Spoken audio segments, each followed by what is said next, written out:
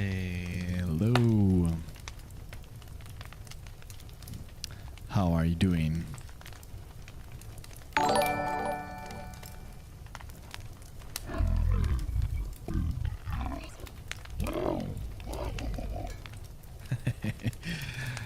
have to play more with the voices. God damn it.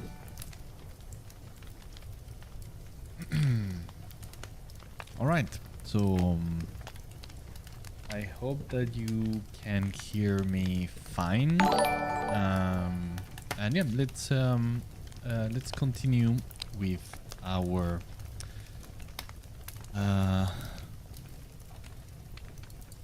series of sequential illustrations with all these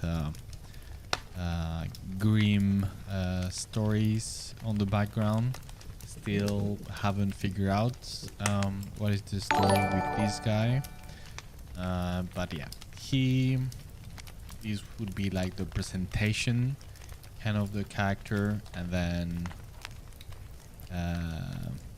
another illustration just showing his end, his demise. And yeah, still don't know exactly what that would be, but it would have to be the most unflattering way of and anticlimactic way as possible. And I'm guessing, and then I would have to come up with a story that cannot fit that. But since everything is like pretty short, like I mean, the vision for these stories is pretty short. I don't need something too complicated anyway. So yeah, we'll see, and hopefully I can start collecting shorter stories for the coming characters, and yeah, and we'll see. And probably will take some time, but yeah.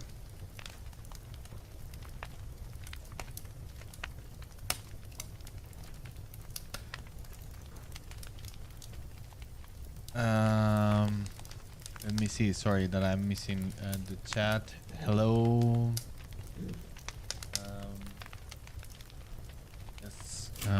I wasn't looking there once. Allow La Mana. Hello. How are you doing? Sorry, I had to read the name very small. I couldn't see. And Patrick. Hello. Welcome to the stream, and hello from the other side back.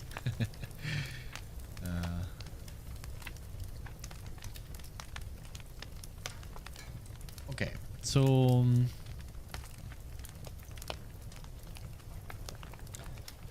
as we were talking last week, so okay, so we kind of ended up deciding that this guy is supposed to be a war bearer, some sort, and I want him to come across like somebody very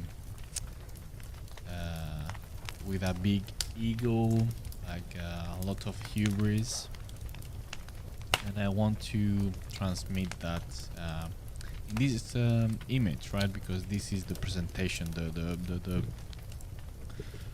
the whole it needs to transmit the core of the idea that I want to go with the with the whole story. And by the way, can any of you confirm that you can't hear me properly? Because I'm not getting any feedback on my end, and I'm not sure if you can't hear me. I'm guessing everything is fine, but I just want to make sure that I'm not just moving my mouth.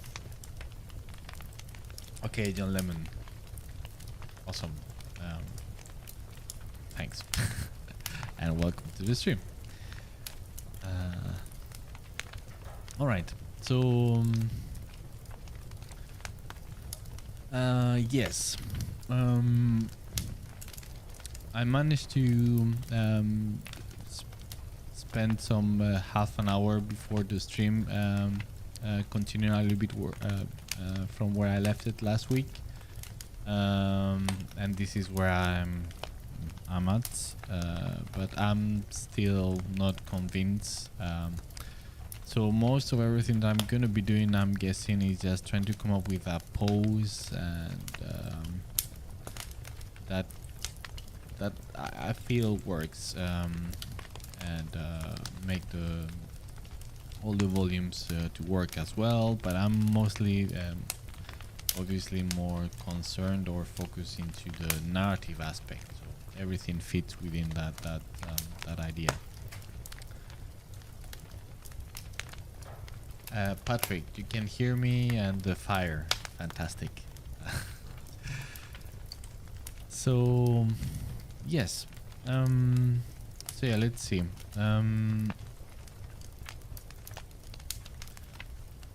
The different layers. Yeah, there we go.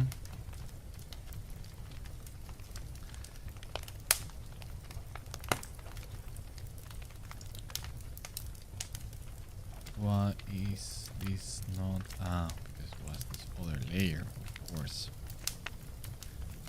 Also, I need just to start recording this. There you go. Okay. So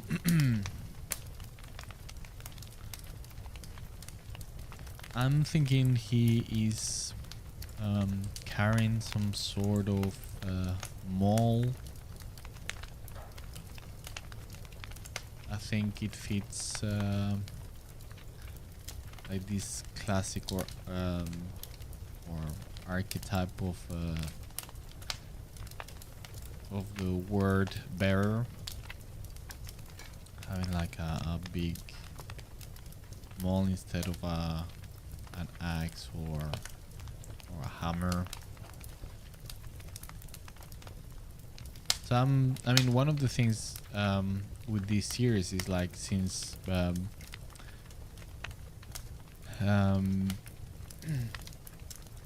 hopefully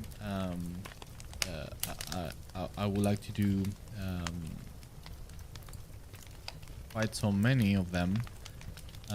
I cannot work and do all the illustrations and everything like super high polish and refined, because it would be madness. It will take me a very long time to get somewhere, especially considering that I'm not gonna be spending time working on them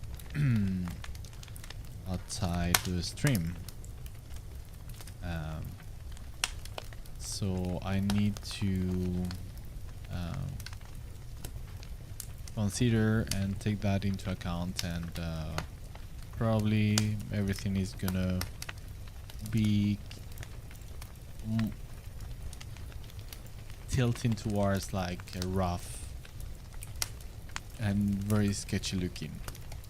Just trying to condense to the very essential of what I want to communicate with the illustration, and yeah.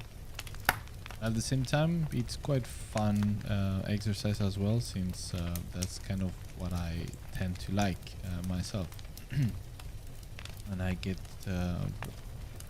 bored pretty fast with an illustration that I do.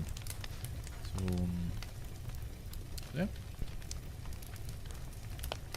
Hey Diego, hey, ¿qué pasa? Gracias. ¿Cómo estás? How are you doing?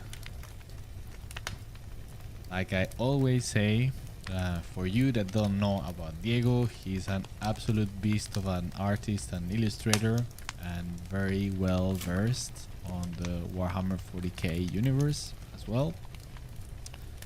So if you don't know his work or don't follow him on social media, on Instagram, I very much encourage you to do. to be up for a treat. But how are you, Diego? It's been a long time since I don't know anything from you. How is life treating you?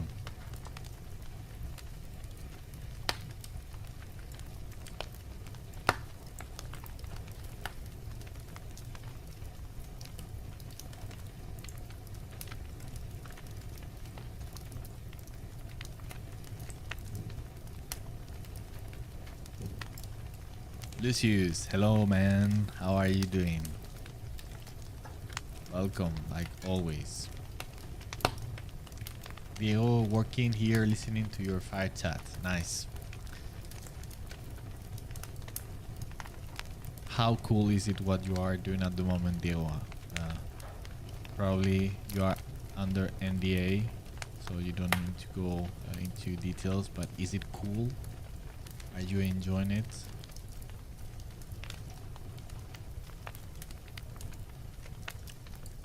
And if you can't share, then please say. Luis Ramon, hi Miguel, how are you? A pleasure as always. Well, the pleasure is mine. Welcome back, Luis. Always a pleasure to have you here. I mean, I'm saying this all the time, but it's each one of you guys. I'm having so much fun having this our time together at this time, and everybody doing our things on our ends, painting or drawing or something. I think it's fantastic, and I really do enjoy it.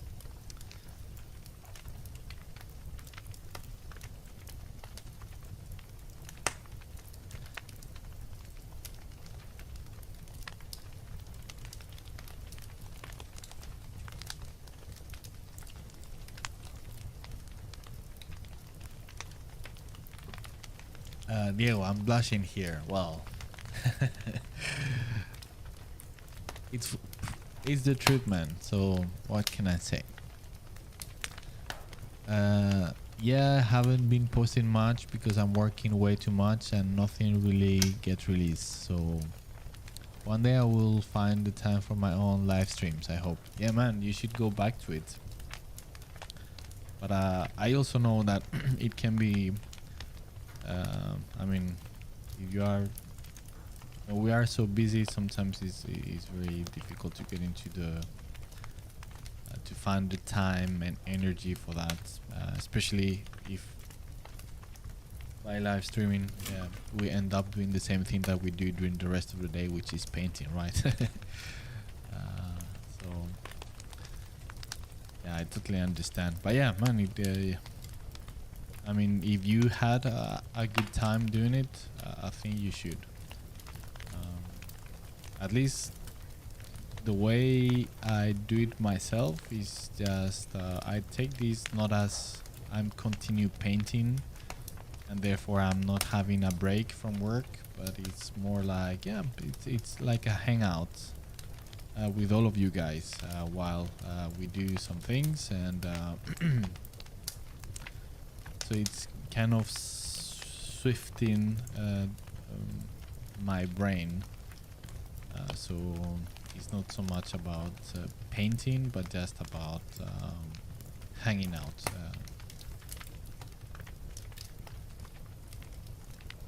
And I mean, it's pretty chill out and relaxed. So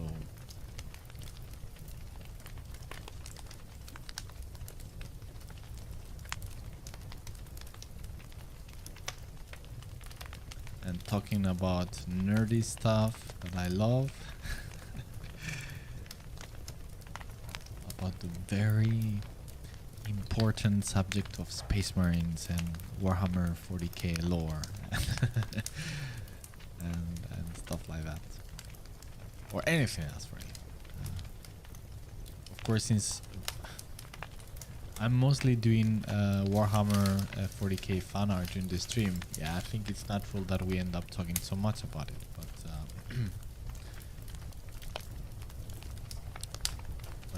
if there is any topic or subject or anything that you find compelled to talk about,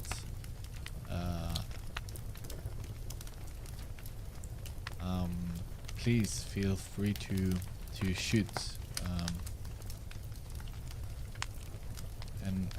and start a subject of conversation if you feel that that might be interesting.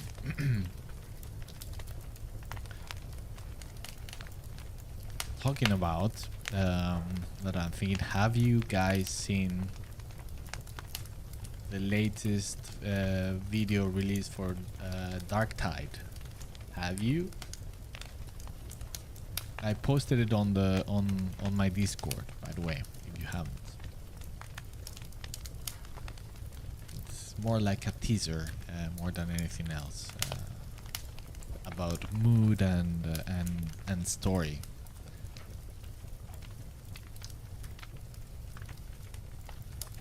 But it's getting so exciting with this game.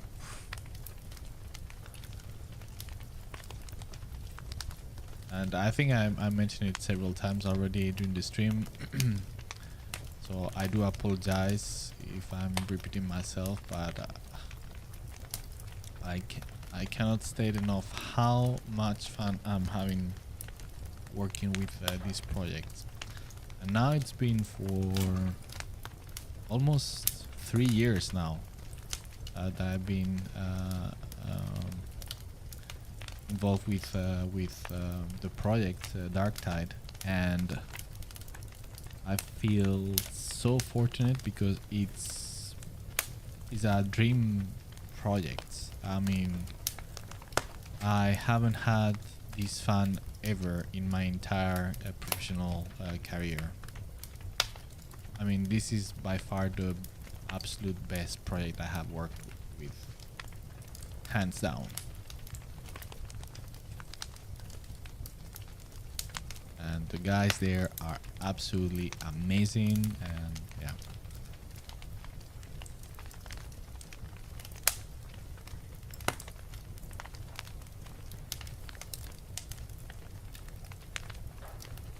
So yeah, I feel very, very, very fortunate and privileged of working on it, and I'm very excited for the game to come out.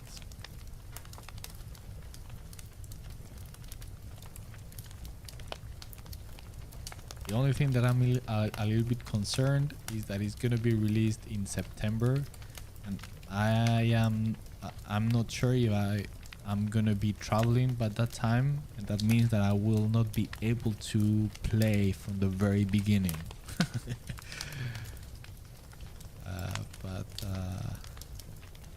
Yeah, I think even though my stream, I very much want to focus on painting and art in general, but I think it would be perhaps fun to do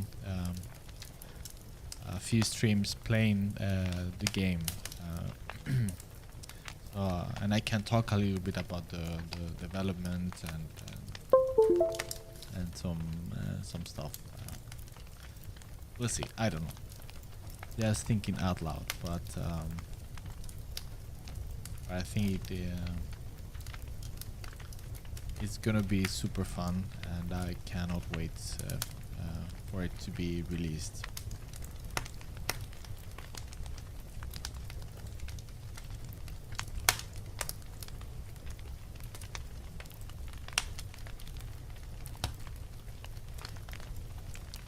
And let me, if you haven't seen the video, let me know, and I can, if you want, I can play it on the now on the stream. It's just like, I think 1 minute long. It's very, very short. It's a teaser, but yeah. So please let me know if you want me to play the latest Dark Tide video from yesterday.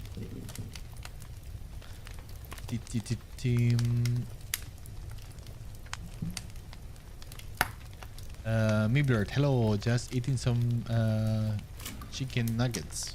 Nice. Uh, well, enjoy your meal, man.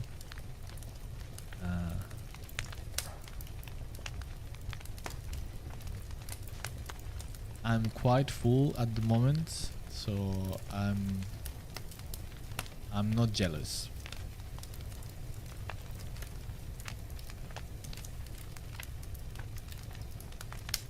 Diego, oh yeah, having heaps of fun, magic stuff. Also, some works for the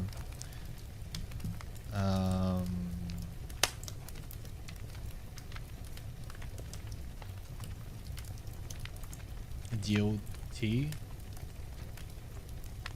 What's that?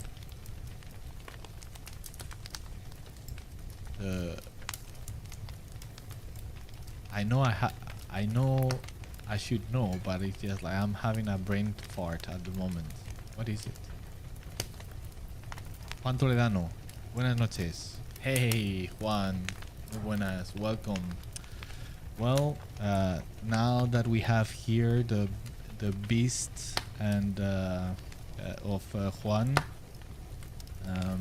most of you know that he's part of our cozy community, and I have to give him a shout out because he offers, well, and to be fair, also Peter, I don't know if he's here yet, but Juan Toledano, he offers help to translate the tutorials for how to paint and draw Space Marines to make the subtitles in Spanish, and he's helping me with that, and it's fantastic work, and I really appreciate it. So thank you, Juan. Thank you. Big shout out to you. And yeah, on that note, yes, the tutorials are done, and so I just want to release them with options for subtitles in English. In Spanish. So yeah, so no pressure, Juan.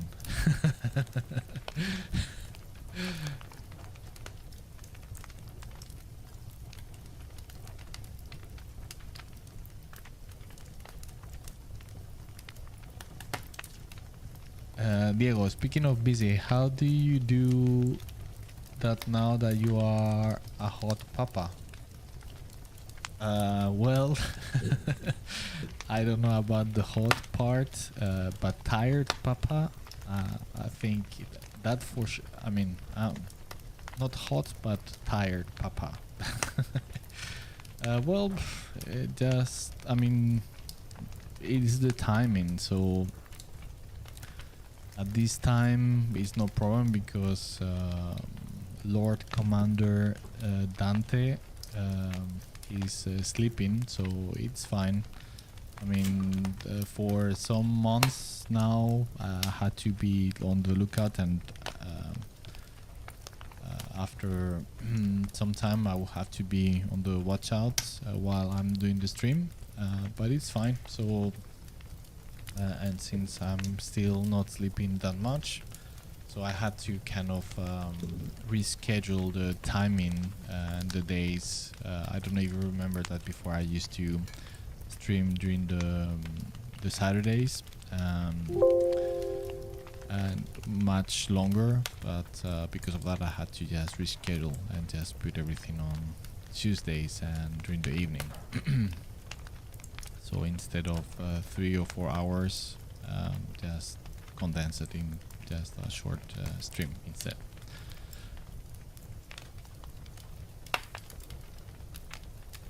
And again, it's just making that kind of a little adjustment, and since I have great fun doing it, it's not a it doesn't become like how do you say a big commitment, you know, and think that I have to do, and it's just good fun. So It's not a big sacrifice or anything.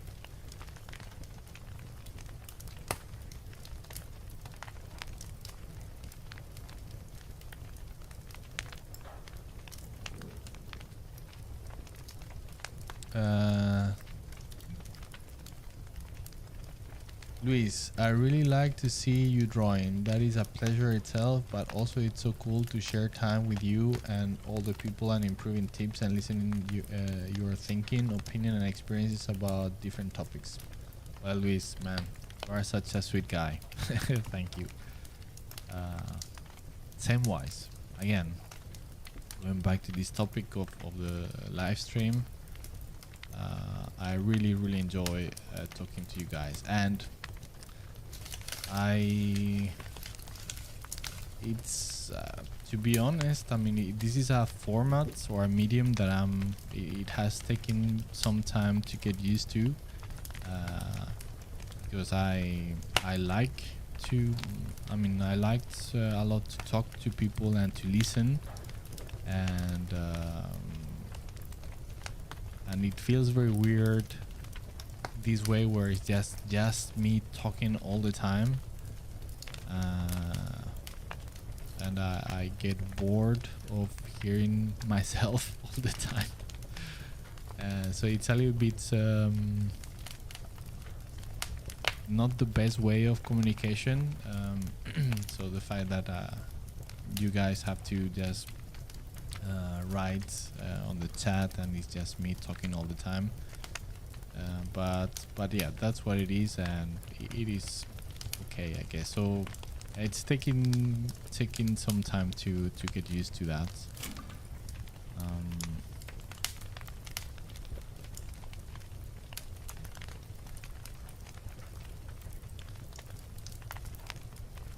But still great fun anyway. John Lemon, yes to the trailer. All right.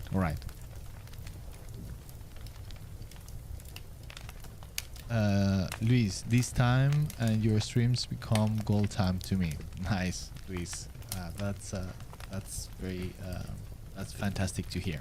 All right, let me just pause the recording, and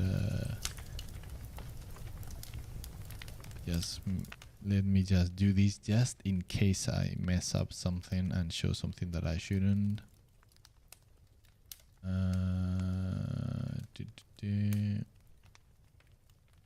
National security expert. Shut up. Okay, let's mute here.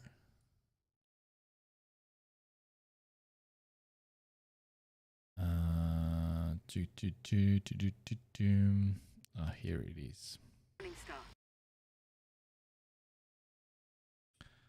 Okay.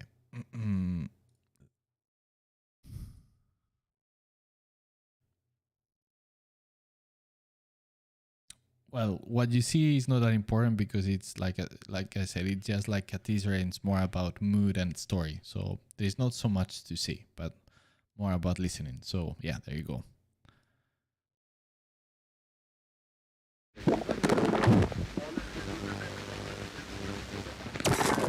This is Wormwood. I repeat, this is Wormwood. This is Wormwood calling Morningstar. I'm using Secure Vox Encrypt Alpha 6. Morningstar, respond and confirm. This is Wormwood. I repeat, this is Wormwood.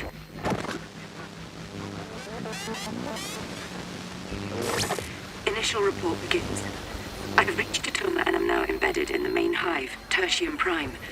My presence is undetected at this time. Tell the Master that he was right. There is heresy here. The signs of it are slight, as yet, but I can detect its unmistakable trace. I will compile a full report once I've conducted more thorough investigations of the situation in the hive.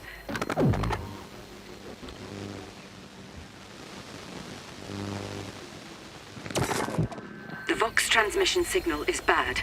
Please respond. The Master is needed here urgently. The source of the heresy must be found and stamped out before it escalates. This is Wormwood, using Secure Vox Encrypt Alpha 6.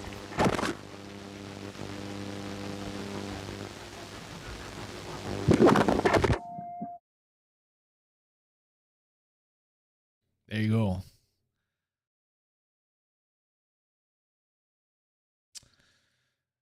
Nice, right? The thing that I'm most looking forward with this game is the fact that it's gonna allow me for the very, very, very first time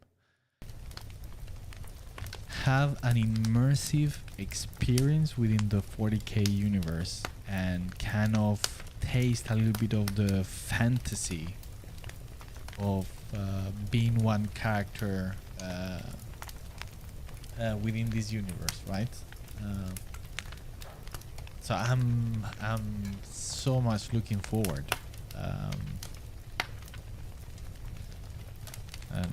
and I think one of the main points it's gonna be this level of immersion.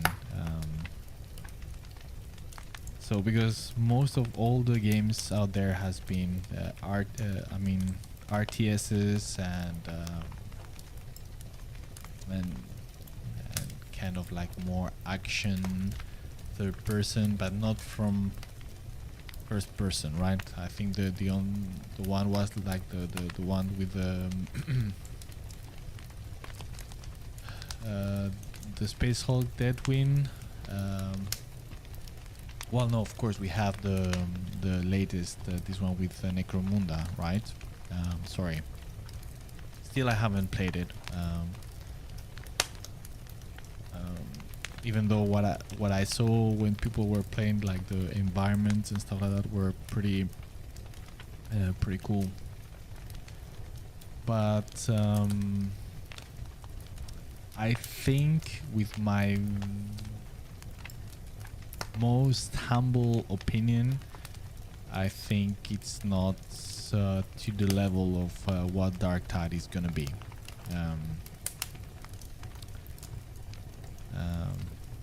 And even though it is not a single player game, but it's gonna be co-op multiplayer, but still I think the level of immersion is gonna be very, very high,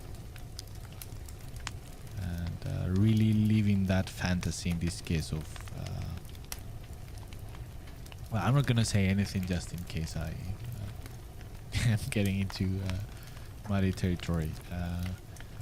But yeah, it's gonna be very immersive and very, very moody, and I cannot wait to get that experience for the first time,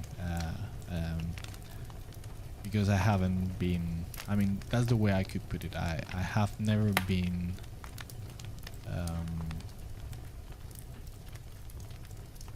satisfied so far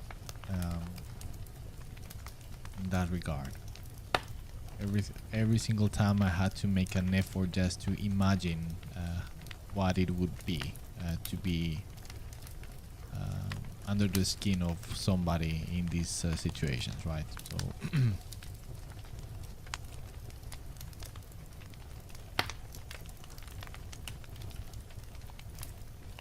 John Lemon, first-person survival shooter for Warhammer for 40k world, dream come true. Yes, man. Yes. Jeffrey, hey, hello, welcome to the stream. John Lemon, it will be amazing for artists and designers to play their own project, as they can show their ideas and details that cannot be easily found by average players. Yes, that's kind of what I would like to do when playing. Kind of and let's see if I can convince some of the guys that are working on it.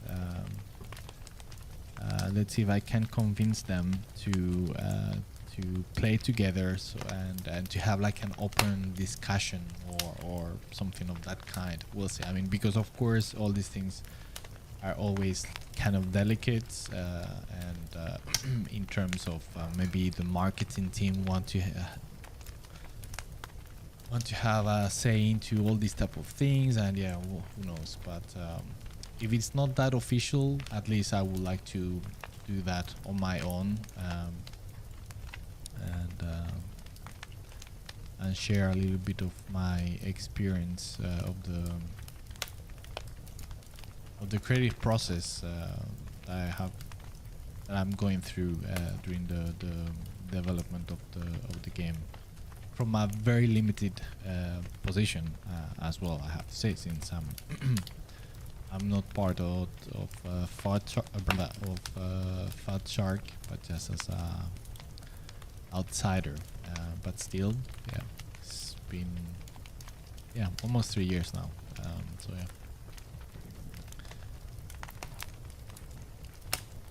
yeah. Diego, Game of Thrones. Of course, silly me. Yes. Of course. Nice. What is it? Is it a board game? If you can say, Diego, is it a board game or a tabletop role game, or what is it? I'm still having a very, with Game of Thrones, I'm having a very frustrating relationship because I haven't seen the whole TV series, because let me explain how it's been my experience with Game of Thrones. So I knew about the books many years ago, but I never gave it a try. And it wasn't until the first season started that I decided, maybe after I saw the first season, that I thought like, maybe I should give it a go to read the books, because already by the time back in the time when I heard for the first time, I heard like very good things of it. So after I saw the first season, I decided, all right, I'm gonna give it a go. But what I'm gonna do is that I'm gonna just I think when I took this decision, I was away on the second season, so I decided that, okay, I'm gonna stop watching the TV series and I'm gonna read the books first, and only when I have read the books, then I'm gonna see the series, because I could see already that the series was very good, and it was very respectful with the books, and so I knew I was just going to enjoy it after reading the books, but also knowing that I was going to get the most out of the whole thing through the books, because always the books are always better than than any type of adaptations. So I read everything that has been published, and then when I knew that I was way ahead of the TV series, then I watched those seasons, and then the TV series catch the published books, and it continued, and then I was stuck with what's been published, and since then I'm still waiting for the rest of the series to be published, and I don't know if it's ever gonna happen, because I don't know, it seems that he doesn't seem to be very keen on, or I get that impression.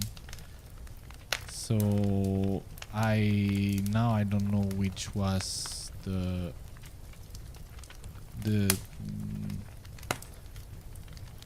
season where I stopped, because it was, by that time already they were mixing several books already, and they were starting to introduce lots of things that were never published. So I can't remember which season it was, but yeah, it's knowing for how many seasons they did after that.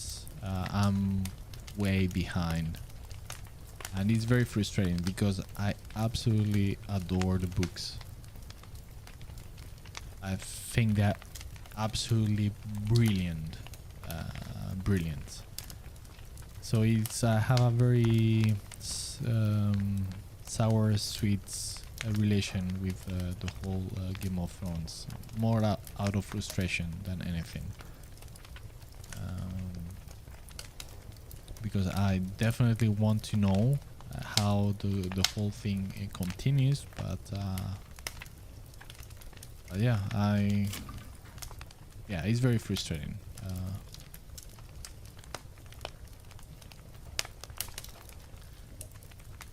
And to be honest, now a little bit side note here. I'm just painting a little bit like a zombie. I'm not really thinking at all what I'm doing. So I'm just more focused on talking than painting. So I'm not working very purposefully. But yeah, anyway, that's my relation with Game of Thrones. I love it to the core, but very frustrated, and I'm way behind everybody, since everybody has seen the whole series, and I just know that everybody got very unhappy with the last season and how it ends, and since I don't want to know until I read it, I have no idea what it is, and I'm not interested in knowing.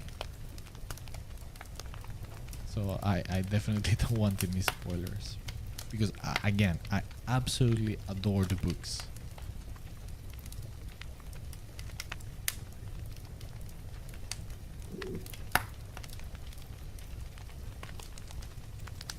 Luis, the Art of Dark Tide book, if it will be real, will be a must buy. Shut up and take my money.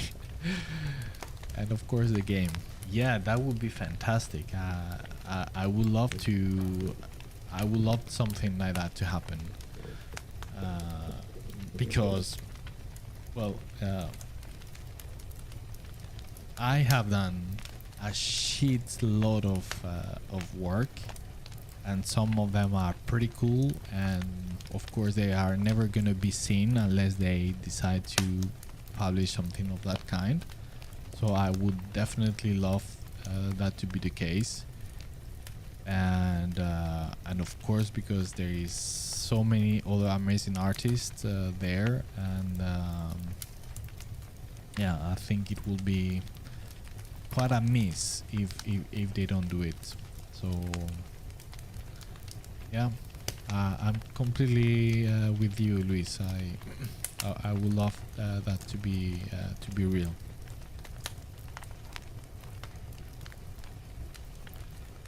Let's cross fingers.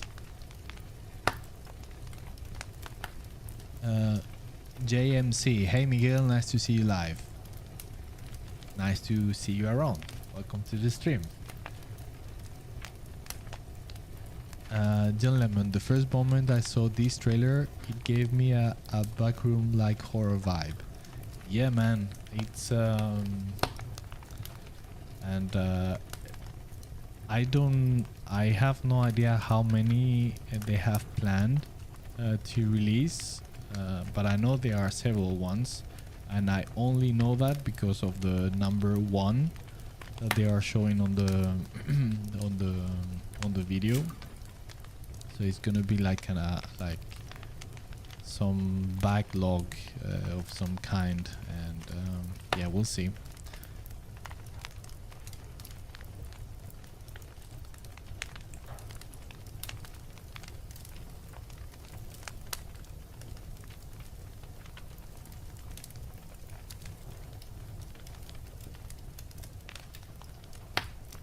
I think one of the reasons why I'm enjoying so much working in this project in Dark Tide is because aside from the very specific professional aspect of it, that these guys are an absolute lovely bunch of people to work with. They are super nice, and they know their shit. I mean, we share completely the view and how we interpret the universe of 40K. So that immediately makes it very easy for me to work in a project like that than if I was working with people that really we didn't understood this universe in the same way, right? So that makes it very easy. But then I'm enjoying it as a fan of Warhammer 40K, right? In that sense, as much as anything as I have done related with this universe before, and I have done quite a bunch of official things for 40K, but never to this level, because the vision for this game and what they are trying to achieve, I love it, and it's quite fascinating to see how it evolves and how it's been developed. And yeah, and I still remember the first time the creative director contacted me to join the project, and he pitched the project to me, and immediately for me was, without knowing anything else, like more the boring part of the business, right? About contracts and all these type of things, but just by the pitch, I was like, yes, I have to work in these projects. I have to, because this is what as a fan, this is the project or the game that I have been waiting for all my life. So yes. So that's how I am living it.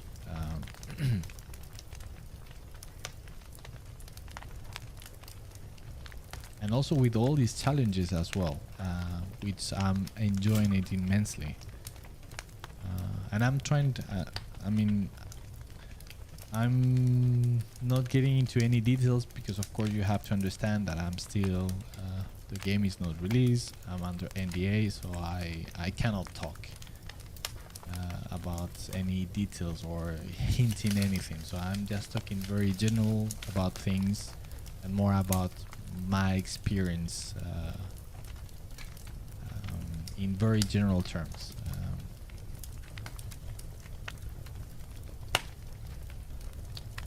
But yeah, it's a absolute dream project.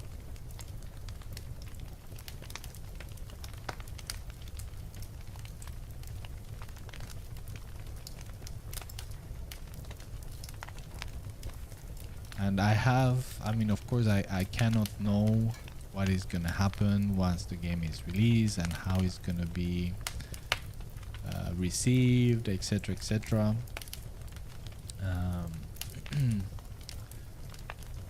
Somehow I'm pretty confident, and I've been saying this for quite some time now, knowing what is the vision for it, right? That this is gonna be the video game for Warhammer 40K. This is gonna be the one that is defining what a 40K adaptation of the universe should be.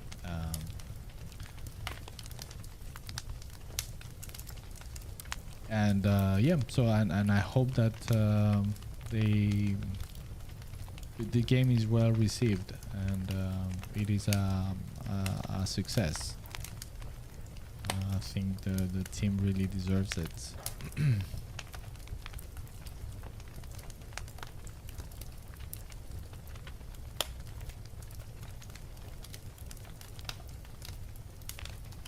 And one thing that I can say and share is that this is not an easy project. In terms of the things that they are trying to achieve and accomplish.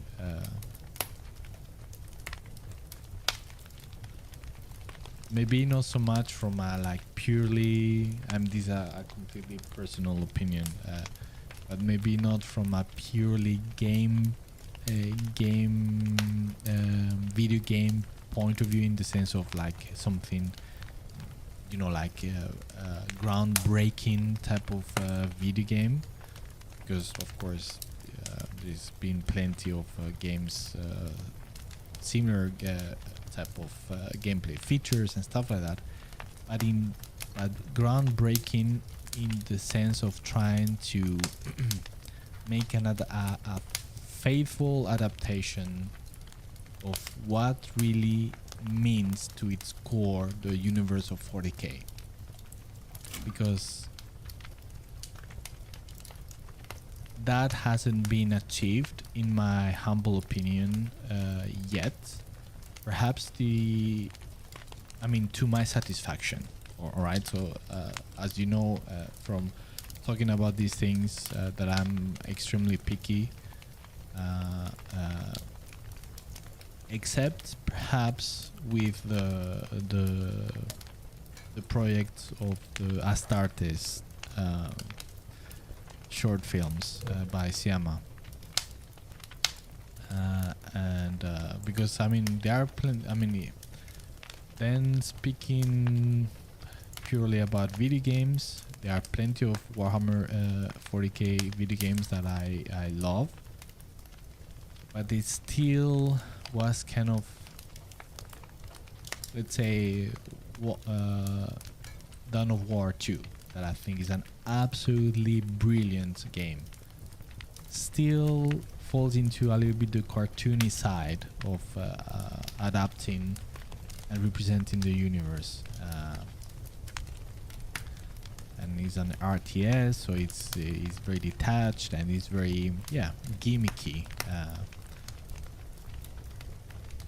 So there hasn't been like any real serious attempt to do this properly and to the level of immersion and realism that they are trying to do. Realism, you understand what I mean by that. And this game, I think perhaps the closest has been the Death Watch and the Necromunda game that was released last year. But and in many aspects they did an absolute fantastic job, but still failing at some other very important things. And again, I'm not trying to diminish the good work that they did with them.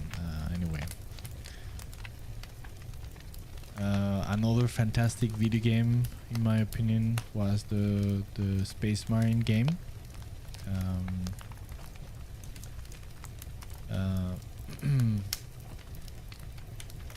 And I don't have many critiques to it, actually. I think it was perfect in its own way. It's just that perhaps because of the type of format, it wasn't that level of immersion, because you are, it's just like a third person, it's more action driven. So even though I think it managed to condense very well the might of a Space Marine and all of this, but they didn't make any, it was an easy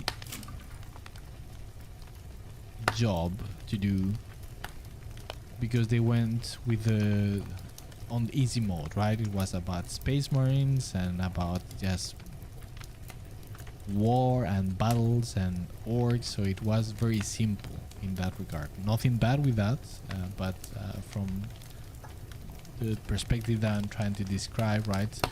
They were not expanding the universe in any way. They were not exploring some difficult avenues into how to represent certain things, right? How people live, normal people live. Where do you know, like, where do they make their living instead of just not everything is, despite of what, like the introduction, right? That in the 41 millennium there is only war. Well, it cannot be that there is only war. People need to make a living, and there's plenty of places where there is no war. So it's I think that cannot be taken literally, but just more as a representative and more as a metaphor overall for the galaxy. But anyway, so in that project they didn't have to make any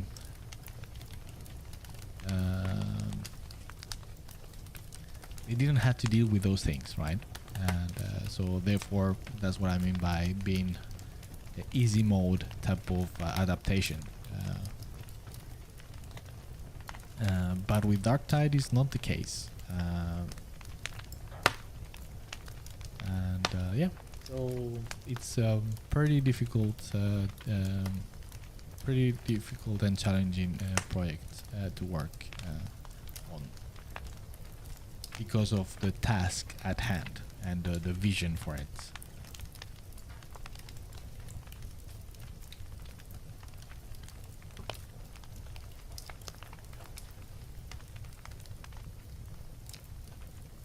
Luis, wow, amazing pathos.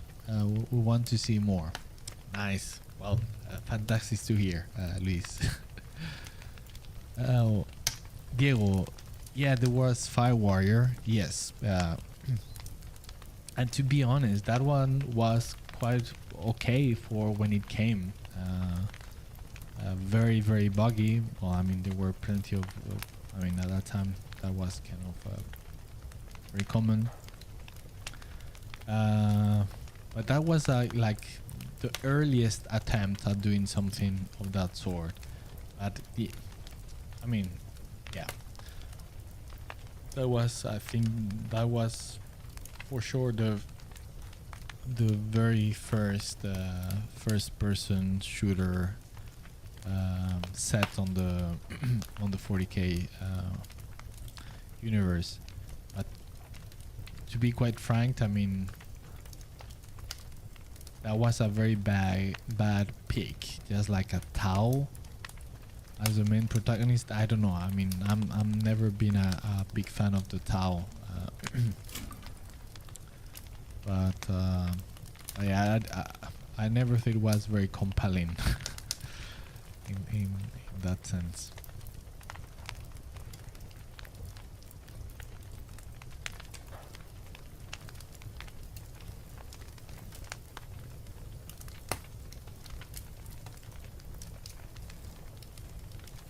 But it was the first attempt and a good attempt.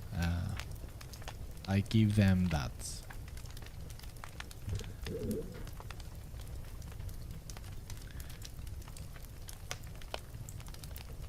Pontus, thank you, man. Thanks a lot, and welcome, like always. John Lemon, Space Hulk, Deathwing, kind of repetitive, but the art is godlike level. Yeah, I mean, again, that's another example where it's very, from this perspective that I'm speaking, I think it's very easy mode, right? It's just about displaying these old environments where it's a space Hulk, so you can do whatever. It doesn't need to have any context, like real deep context for things. You can play anything to just falling back into all the tropes and cathedral-like stuff, and so it was pretty easy mode. And then as a game, I agree, it's very repetitive, and I don't know. I played it. I thought it was okay-ish, but yeah, a good attempt.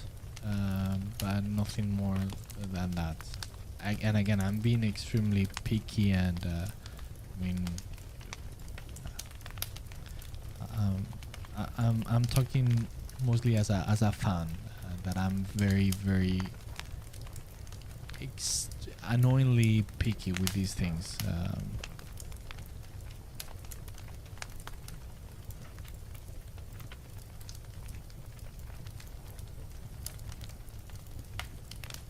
But for instance, one of the things that didn't made it for me with the Deadwind was that the combat system and the weapons and nothing of that really worked for me. The weapons didn't. I mean, it is one of these things that I know it's becoming just like very recurrent subject on the stream because we talk so much about 40k and the adaptations of it. But that they use as a model of the universe the miniatures themselves. So the weapons becomes more like toys. They don't feel real. They don't feel, you know. And I got that feeling from that game as well. The close combat didn't felt like that compelling or believable, powerful. So it felt a little bit gimmicky again. The way they represent how the stormbolters fire and all these type of things, it didn't sit well with how I imagine it. I mean, talking about that, if the big problem I have seen, for example, I have experienced with adaptations of, let's say, Space Marines weapons like the bolters, and is that they take like with these big rounds, they feel like they are like grenades, and you can only fit like very few in a magazine, and to me that feels stupid. And again, because they take these out of the tabletop game and the miniatures, but they could be relatively big, but not this big. It's ridiculous, and it doesn't make any sense because I mean they would need to have a huge backpack full of magazines in order to have a decent amount of munitions during a skirmish. So, for example, what Siama did in his short films of Astartes, I love that because he says, "Fuck that! It doesn't make any sense. The bolts themselves, they need to be smaller in order to be able to have a decent amount of munitions, and I mean just like practicalities to make things plausible and believable." And that's one of the major challenges that people have to confront when adapting the 40k universe, and 90% of all attempts fail, in my humble opinion. And I include into that even official Games Workshop cinematics. And I don't know if that is because they have people in charge that they don't get this, or it's just a very conscious marketing decisions to make things look like the actual miniatures and not trying to represent the fantasy of the universe itself, which if that is the case, for me that's bunkers. But yeah, anyway, so yes, so going back again to the Spatial Deadwind game, I felt a little bit that like that, right? So you can fire so many bullets, but when you see the actual magazine of the Stormbolter, you see that there's not so much space for so many rounds, and etc, etc. So again, it kind of breaks the fantasy for me when they are trying to be in first person and to be immersive and moody. But if they fail at things like that, to me just like meh.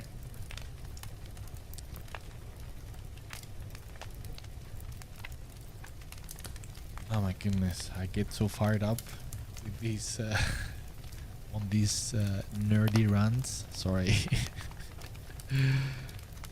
Oh my goodness. There are so many important things in life, right? To care about.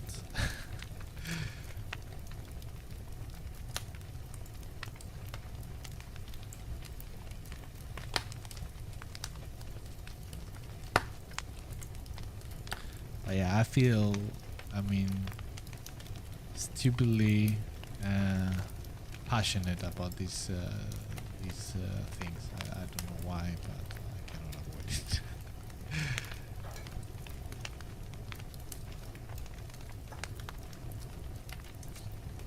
So going back to the illustration itself, I'm thinking that this guy, he has to feel somehow that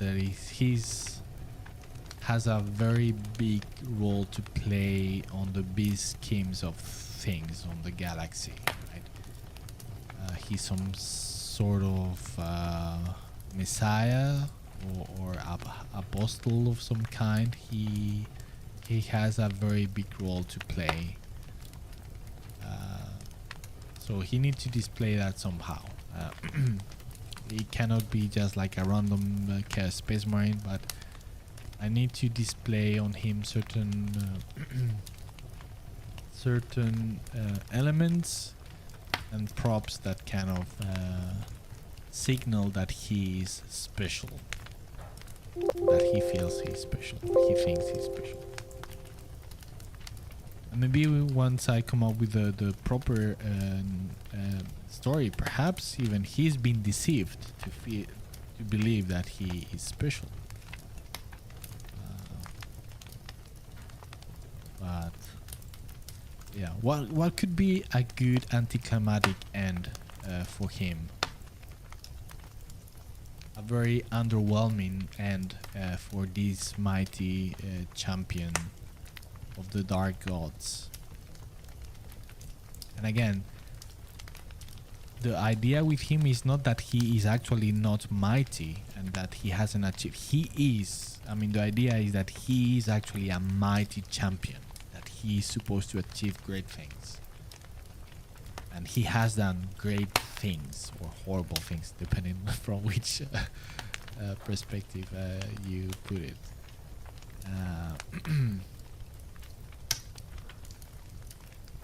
But he just gets, I don't know,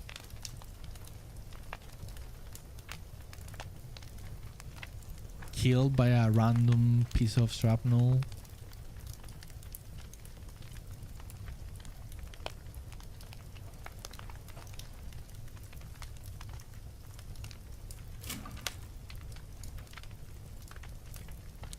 Alright, now I'm in daddy duties. So I need to be with one ear just in case Lord Commander of Imperius Nihilus start to cry.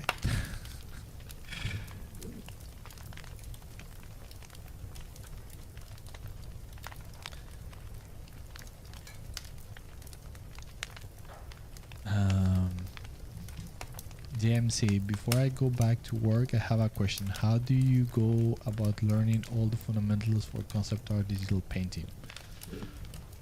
Well, I mean, there is no such things as, my opinion, as fundamentals for digital painting. Perhaps with concept art, I would say the fundamentals are fundamentals of design. Because all the rest is fundamental art fundamentals, so that could be applied to anything, and those are gonna be just practicing and studying. So the best way of learning, of course, is practicing. So it is a very general question, so I can only give you a very general answer to that. Because of course there are many different routes and ways to learning. So you can go to a school, you can self teach, right? There's plenty of information on the internet, just to tutorials, but the one fundamental key to learning is to practice and to work and to do it consistently and with and in a clever way. So yeah, I don't know if that's a good answer, but that's what I can give you, unless you give me a more specific question.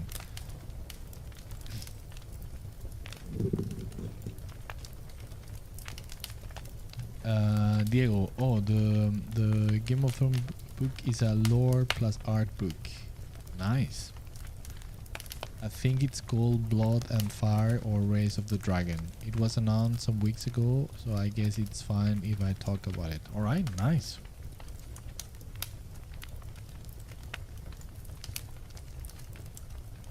False alarm. Nice, man. I will check it up. There's only be an announcement and not showing anything.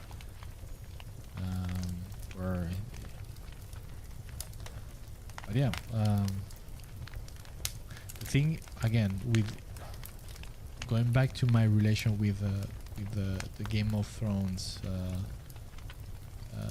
thing is that now I'm trapped because this decision, and I'm sticking by it.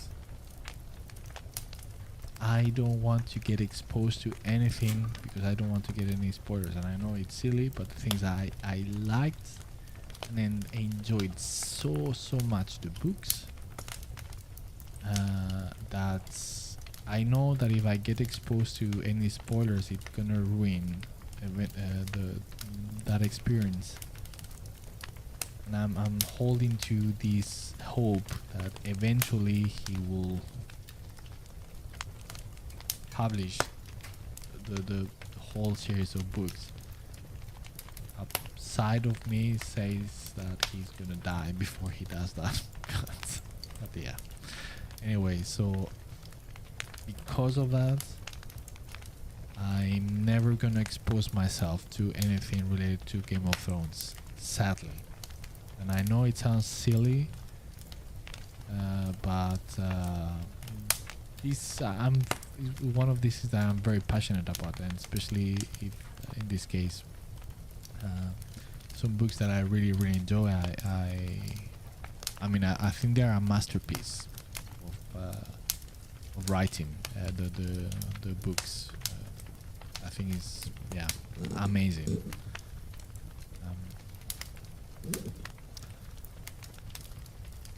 Cantabrian, evening Miguel and everybody. Hello man, welcome. How are you doing?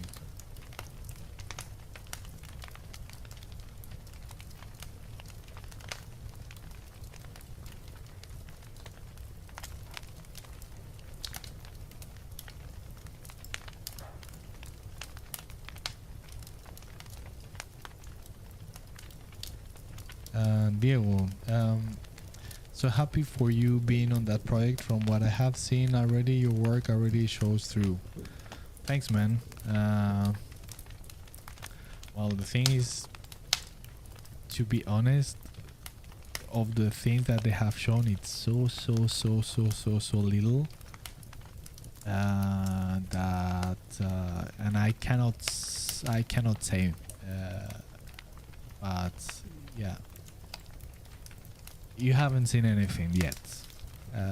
That's what I can say.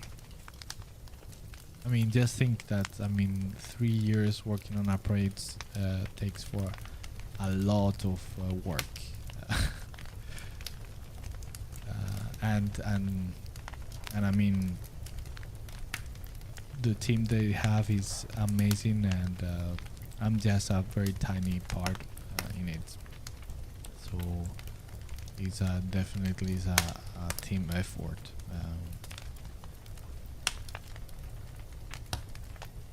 But yeah, anyway, man, thanks.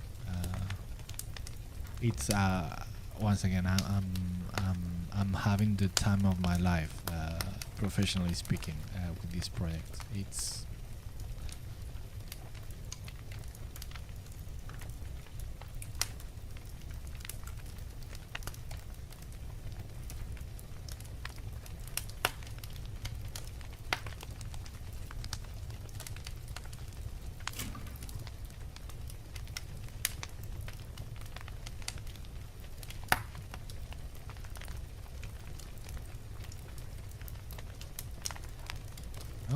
I remember I wanted him to have certain flavor of to hint certain flavor or theme of skeleton in the design of his armor. So I think I need to start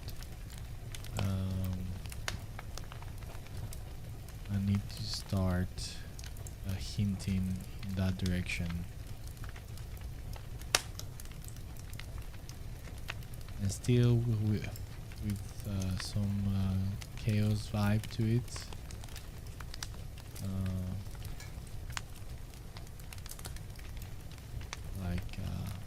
I think the most obvious thing is like a rib cage.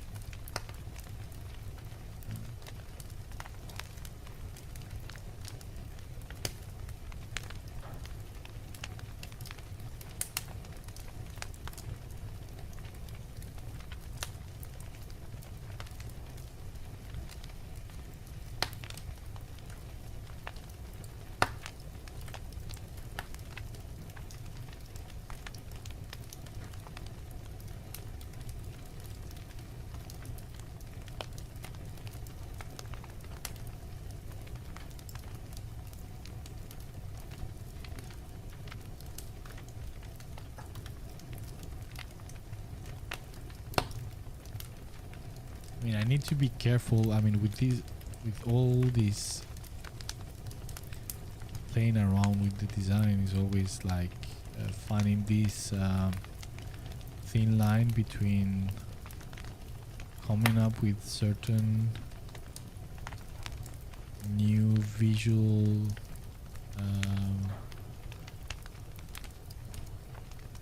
design cues, right? But still not crossing that line where it starts to erase or dilute the Space Marine look, in this case of the armor. So yeah, let's see.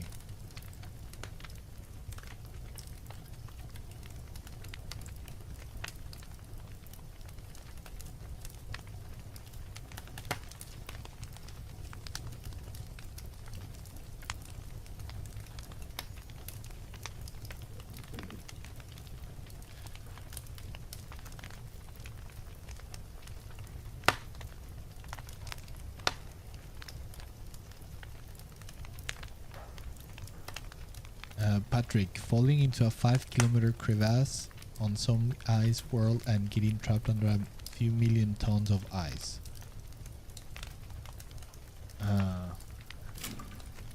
I'm totally lost. What do you mean by that? Or did I miss something on the chat?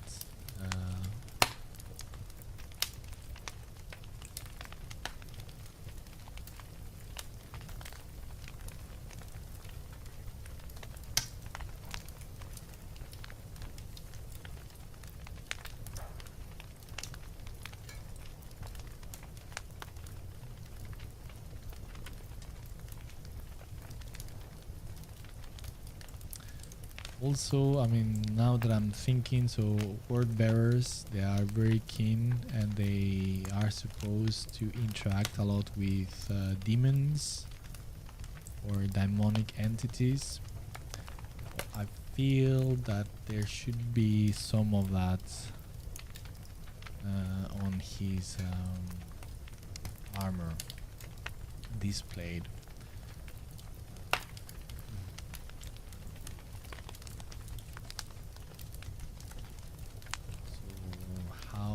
To combine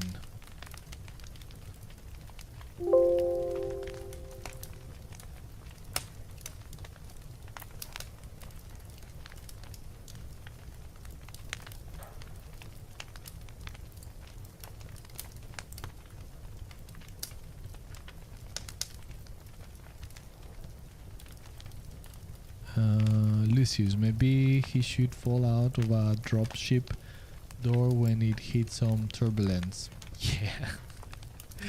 Yes, that would be a very silly way to go for a mighty champion, but something that pretty, I mean, honestly, I mean, could very much happen, right? And should happen much often that it is ever shown in any story that is being created, right? So yeah, I like that type of idea. I think it falls very much with the core vision for this series. I mean, in every single time that we see in stories like epic charge or like the drop pods, or in this case assault or whatever, and where the hero is, we focus on there, and then around is like a spaceship just blowing up, and everybody dies around, but not the guys that we are following. But what if the actual drop pod or the spaceship where the actual hero is the one that just blow up and just everybody dies without any opportunity to do anything? You know, it's like like when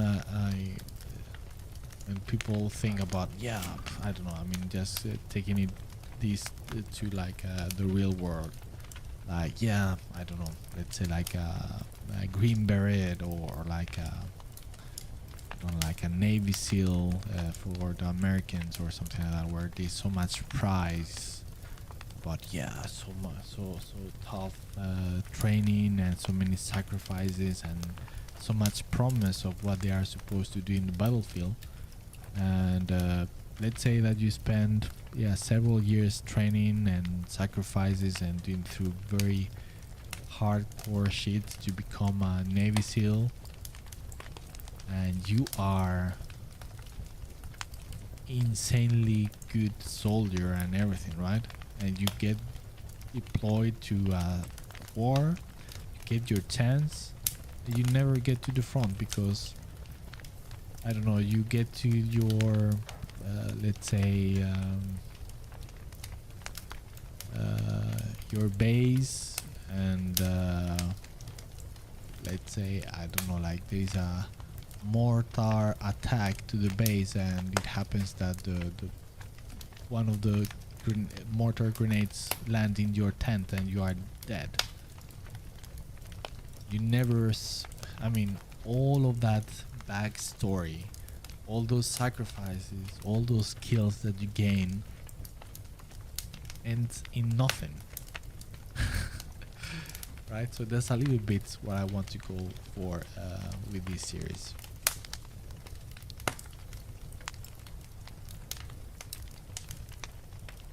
I mean, just imagine Rambo, right? John Rambo. He's so tough, he's so whatever, kick-ass, he's whatever. What if he just never, I mean, he was going to, I mean, he's supposed, his backstory that he just fought in the Vietnam War, right?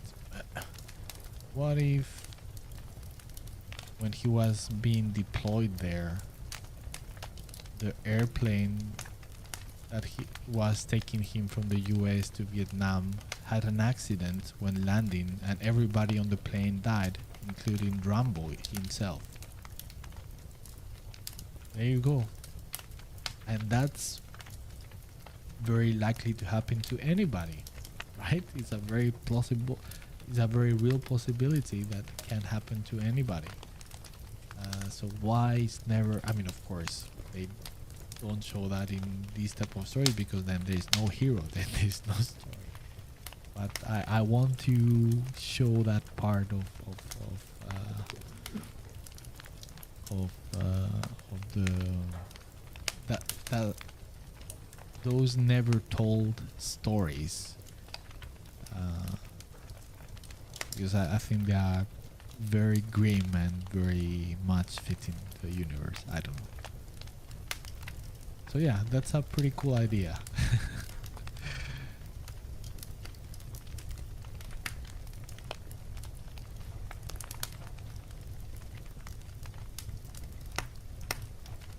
Come on, guys. I want more suggestions, like Lucius.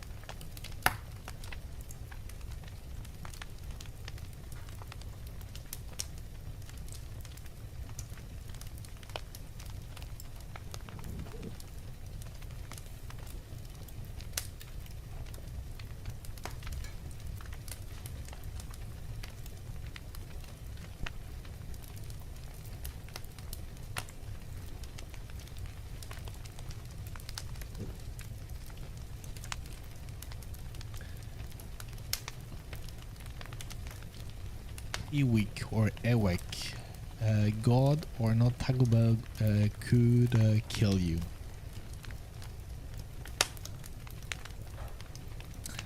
True. Lucius, or maybe he could do to play a role in Ultramarine Part 2. Yes, that would be tragic.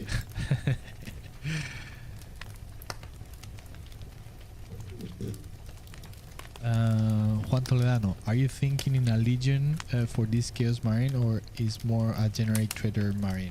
I was thinking of a word bearer. That's what I had in mind.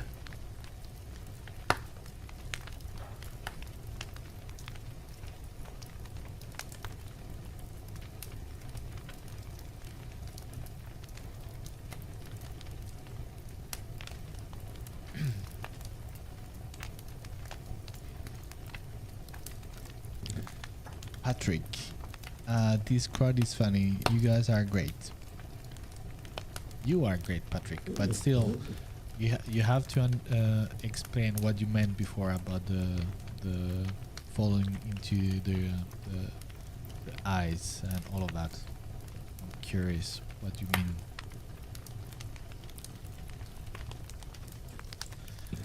Cantabrian, as his squad are advancing through craters, through unstable terrain, the ground gives away and he tumbled beneath the tracks of an advancing land raider. Yes, that could be it as well.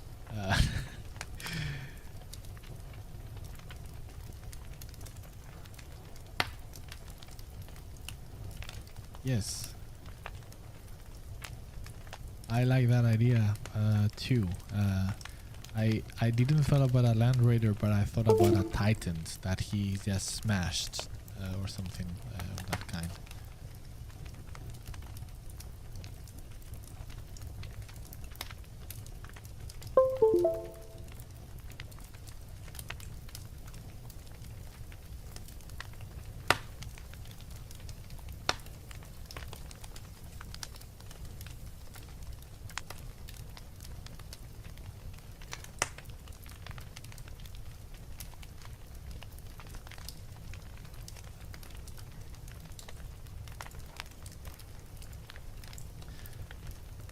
Another idea that maybe not for this character, but when I've been envisioning this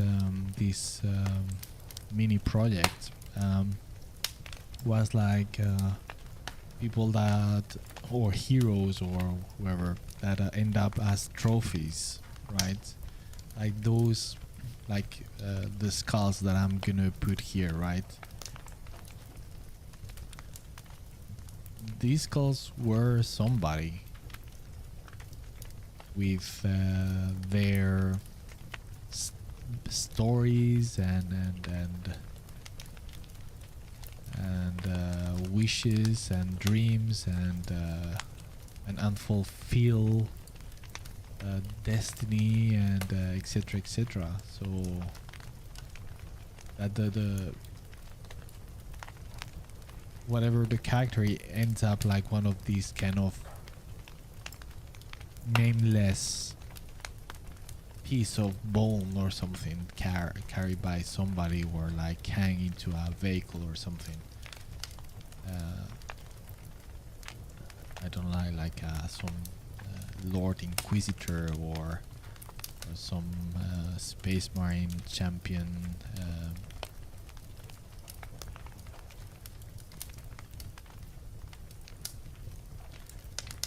And not a very like piece of trophy, like in a, you know, like a place of honor in or respect in some regard, but let's say carried by a Gretchen or attached to a random orc boy or something, you know.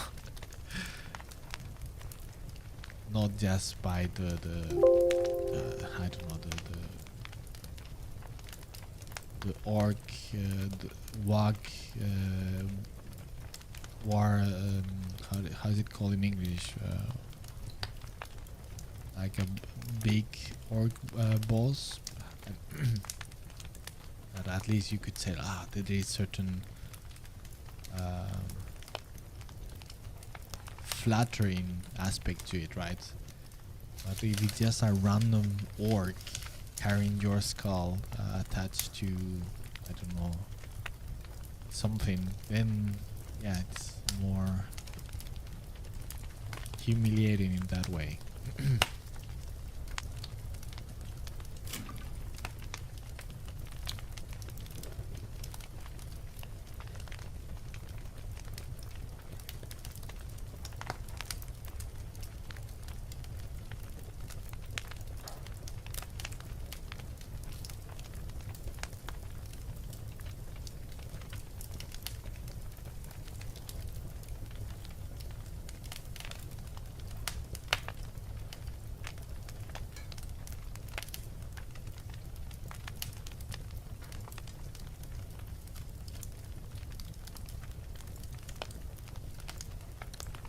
I was thinking the end of whoever character could be as a piece of a living, like a living, what's the word in English? Chair or furniture for the Dark Eldar. You know, like you can see like an eye or something just stitched to another part of a chair.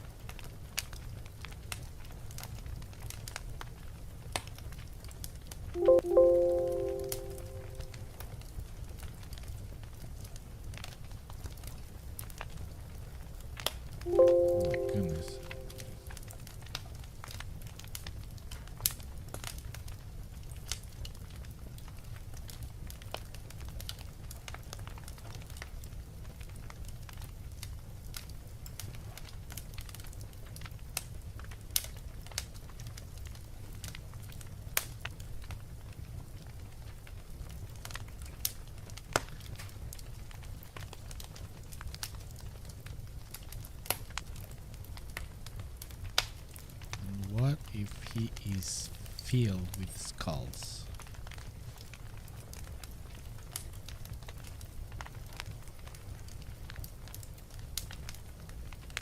Oh man, I just had an idea. What if, but that will put certain limitations to the storytelling. But it might be worth it. Let's see. Let's see what you think. What you guys think. What if we make certain line connection through all these stories, right? So let me explain. I'm just, this idea just came now because I was thinking, okay, so let's put on him like shitload of skulls. He's carrying a shitload of skulls, as a way, like or not just merely skulls, but like decapitated heads, like a way of intimidation, right? So what if one of these heads or skulls is the end of a previous character that we've been told a story about, right? So the story of that character ties to him because he's ended up into becoming one of the trophies on him, and then we tell the story of him and kind of ties to the story of another character, and to kind of thread all together. I mean, could be fun perhaps, but it offers certain limitations. While if they are not tied, then it offers the possibility of being more free and to be more wild and not caring so much. So yeah, I don't know.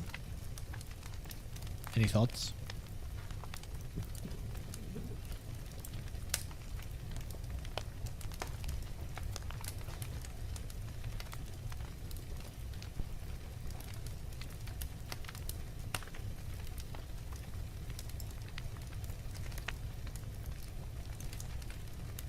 Patrick, the openings of crevices get covered by snow so they look solid. Basically, you just take a dumb step and fall thousands of meters. Ah, right, you meant for the end of this guy. Alright, right, now I got you.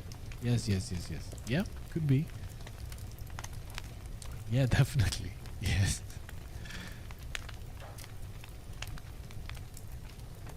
That's the moment before he said charge, right? Love the getting stepped on by a titan or struck in the head by debris from a dropship he shot out of the sky a few minutes before. Yes, I mean that one also is fantastic, and I think even that he has nothing to do with it. That he hasn't shot down, but just like if he's in the middle of a battle, somebody shot down or whatever, and all those things shot down, they fall somewhere, and it could be it where he's standing.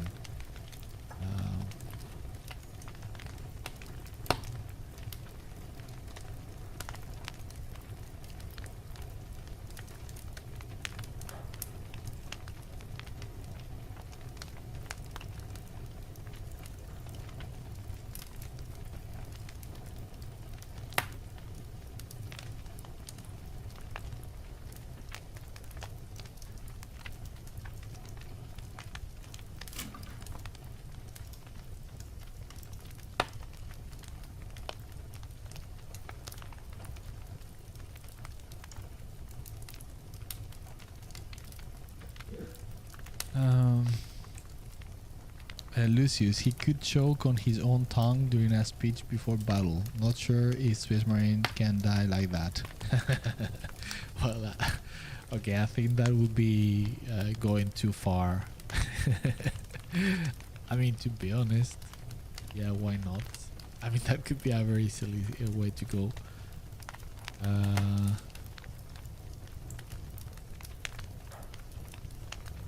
But yeah, I think that could fall a little bit more into comedy. And yeah, I think maybe that's a little bit too funny. I just want to keep like this grim tone to it. Yeah, and I think it's actually too funny.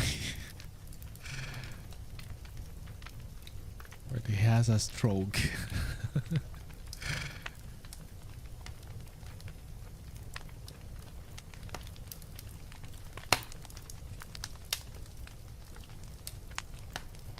Or, I mean, that's a good idea for another one. What if this thing kind of tied with the game very nicely? I mean, you have the plasma weapons, and always been described as unstable and they can explode on you. So what if you have this Space Marine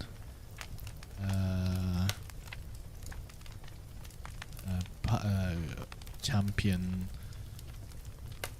hero, etc., etc., that has these relic weapons and everything. He's gonna shoot his plasma pistol or whatever and just explode on him and kills him.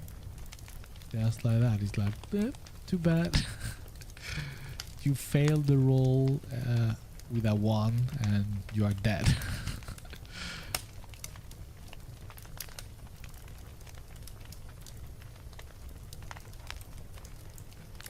That could happen, right?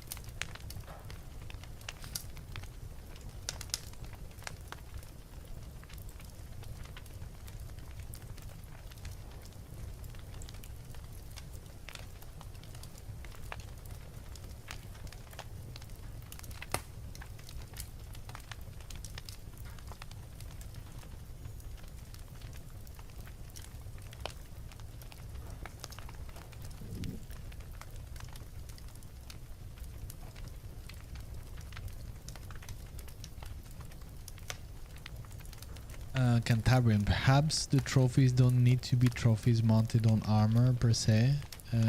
What if they were peripheral features of a painting that only the keen observer would pick up on? Could be. Yeah, definitely could be. For some reason I just feel we're going over the top with the with the head somehow. I don't know why.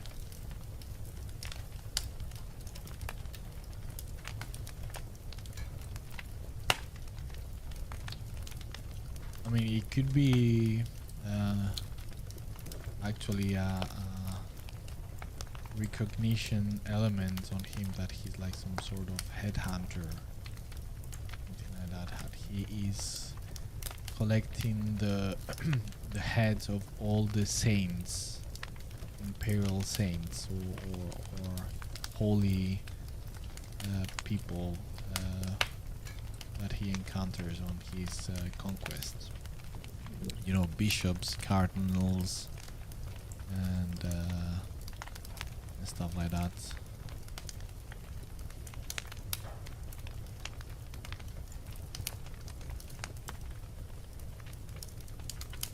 Maybe hinting a little bit like certain devotion for corn. I don't know.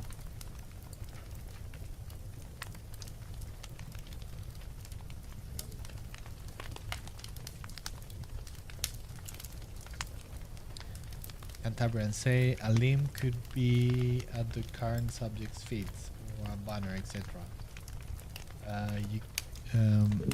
You could then infer that the current hero subject was bested the previous hero subject.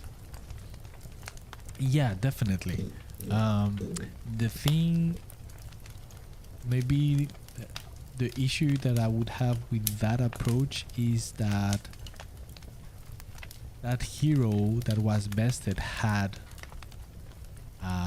epic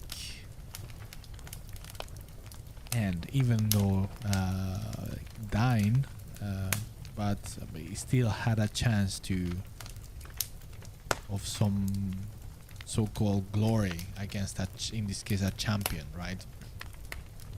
But I want to remove all that, so to speak, glory out of it, since just that's a very silly construction. I mean, war is horrible. So all those speeches about glory and stuff like that, just ridiculous. So I want to make a little bit of an emphasis into these, in this case on the Warhammer 40k universe, about how silly those things are, because you can't, I mean, most probably you will die in a very unglorious way. You will not get the chance to, you know, like last stand and killing a lot of enemies and taking them with you or something of that kind. But because we have already too many of those stories. Um,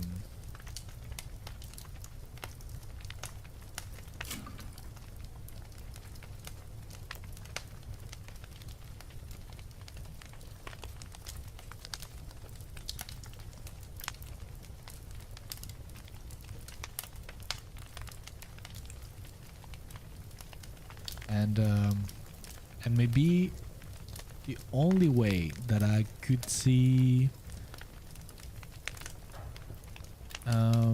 adopting certain part of that vision would be if the death is extremely gruesome and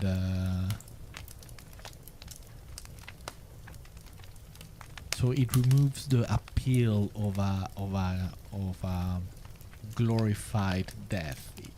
If you see what I mean, that the end result, it's so gruesome and brutal, and that it's not appealing in that way as these glory deaths are tried to be depict or narrated, right? So that could be definitely a good way to put it.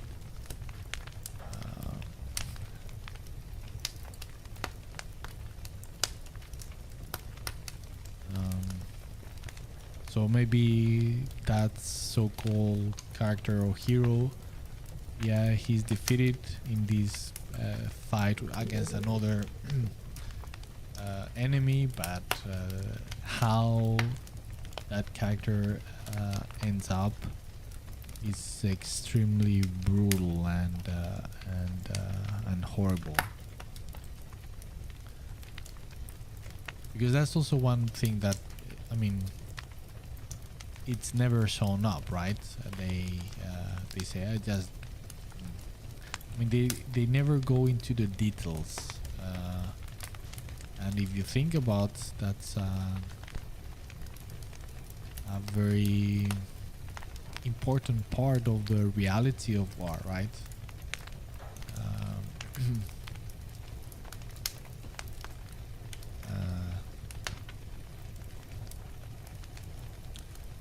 In real world and in fictional and fiction work, even as gruesome as 40K is supposed to be, but most of the description of deaths are kind of light in some way, and of course I understand this is not supposed to be just about gore or stuff like that, and so, but there is certain intention not to make it revolting when it should be revolting, I think, in my humble opinion. It just, I mean, the type of narrative that is used is always just to embrace this glory aspect, regardless of how gruesome things are, but still is with this tone of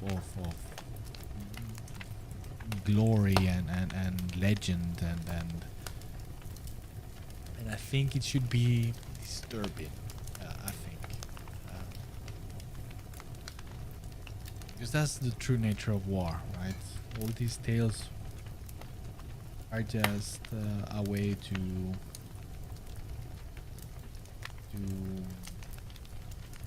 how do you say in English, to wash away all the horrible nature of war. So I want to introduce a little bit of that into this. So that could be actually a good path to take as well, Cantabrian. So yeah, thanks a lot. I definitely write it down. Thanks for suggesting that. Or yeah, I don't know if you meant exactly that, but I mean, at least you trigger this line of thoughts, and I think that's very interesting. So thank you for that. I mean, I don't know if you guys follow the war in Ukraine or anything, and if you have been exposed to the pictures of people dead and stuff. There are truly horrible things. When you see the remains of soldiers or people and you barely can recognize that was a person at some point. So immediately it removes all these artificial construction and narrative that we try to build around wars, just to kind of make it easier for people to go to war, basically. You really depict how horrible war is. At the end, nobody truly would like to go willing.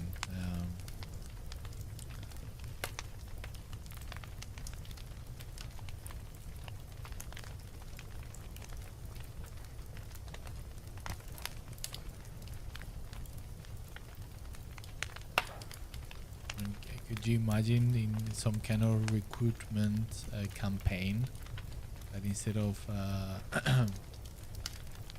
invoking for, gain a lot of skills, you're gonna see the world, like adventure and all that, what they show is actually how people die, what happened to the body of somebody when, like, I don't know, 30mm cannon round hits you, and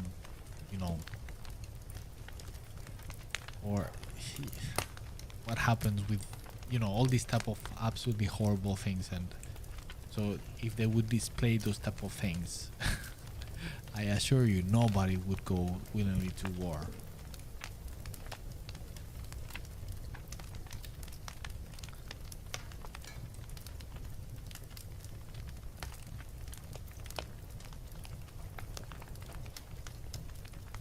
But yeah, sorry, I'm just kind of derailing a little bit.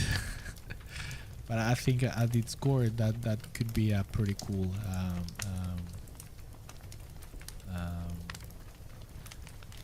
direction for the series, for sure.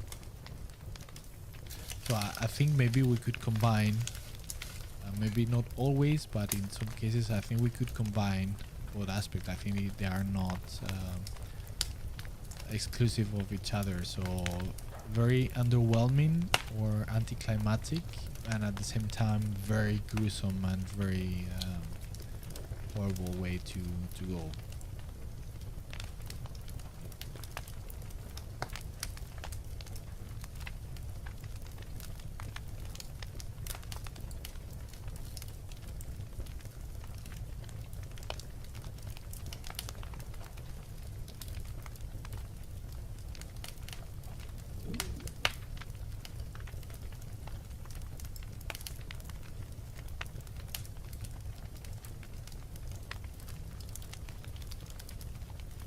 Maxim, how to start digging into Warhammer 40k? Oof, that's a very tough question. Well, I don't know. Is it? Do you know anything about it? Because there are many different aspects to it, right? So, is it the tabletop game? It's the collecting miniatures, painting them, playing the game themselves, or is the enjoying the lore and the stories, which is insanely good? Or, I mean, there are so many different aspects to the hobby, right? For example, creating art and trying to immerse yourself into the universe through a creative activity. So yeah, I don't know. if you know nothing about it, then I guess the easiest way that I could suggest is to get a little bit of get into the lore, to get a glimpse of what is everything about, and then little by little you start to find things that you find interesting, and it's just like, oh, maybe who are these people or what do they do, and then that can direct you into more specifics into this universe. And for that, if that is the case, I could absolutely recommend you 2 channels on YouTube, because that's the easiest and most easy access. So 2 channels on YouTube, which in my humble opinion are the absolute best. There is nobody that get close to these 2 guys. One is Oculus Imperia, and then you have Lutin. Both of them are extremely good to get a very good idea of what 40k is, about its lore and context and everything. Lutin, it's a little bit more open discussion about things concerning the lore and explaining certain things, and Oculus Imperia, it's displaying knowledge about the lore, but in a more narrative way. So he plays the role of being some kind of academic or historian within the universe of 40k. So he talks about different aspects of the lore within that context of being an imperial historian, and it's absolutely amazing and very moody and immersive, and you can learn quite a lot about the lore of 40k. But the thing is that if you get into it, overall it's just like a rabbit hole. It's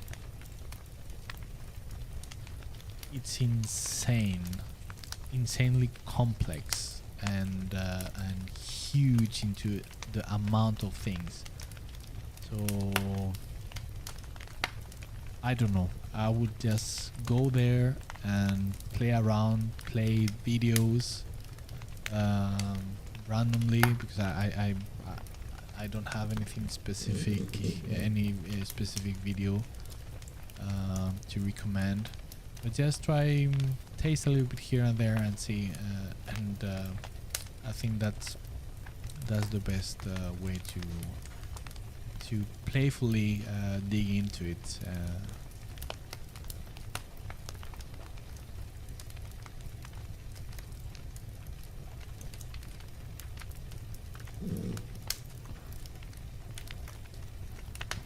Pontus, thanks for the stream and all the discussions. I'm off. Good night, everybody. Good night, Pontus. And yes, I actually same here. I'm actually quite off the time that I should be streaming. Actually, just so it's time for me to say goodbye as well. But that's a good sign of how much fun I have during the streams. So alright guys, have a good one, stay safe, paint and draw a lot, have fun doing it, and see you next week, same time. And yeah, I'm just thinking if I'm missing anything else to say, but nope. That's about it. Have a good one. Thanks a lot for joining in and saying hello. and as always, absolute pleasure. Have a good one and take care, and Emperor protect.